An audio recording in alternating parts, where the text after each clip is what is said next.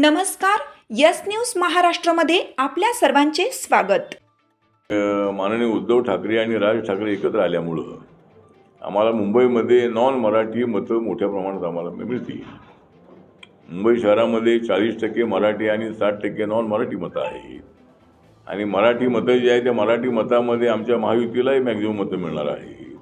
काँग्रेस पक्ष वेगळं लढणार त्यांनाही मिळणार आहे आणि ठाकरे बंधूंनाही मिळणार आहे. त्यामुळं मराठी मतामध्ये त्या ठिकाणी फूट होणार आहे.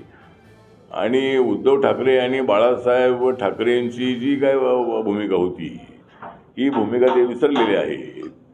आणि त्यामुळं मला असं वाटतं की राज ठाकरेंच्या सोबत त्यांनी युती केल्यामुळं नॉन मराठी मतं जी बाळासाहेबांच्या मुळं ही शिवसेनेला मिळायची.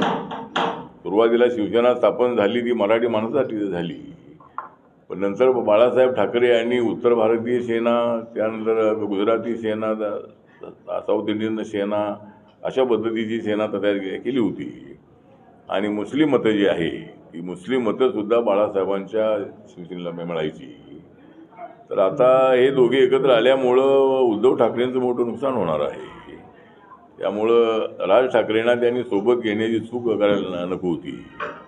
आमच्याबरोबर लोकसभेला राज ठाकरे असताना आम्हाला काय फार फायदा झाला नाही, पण विधानसभेला ते आमच्यासोबत नव्हते त्यावेळेला आम्हाला ते जास्त फायदा झाला.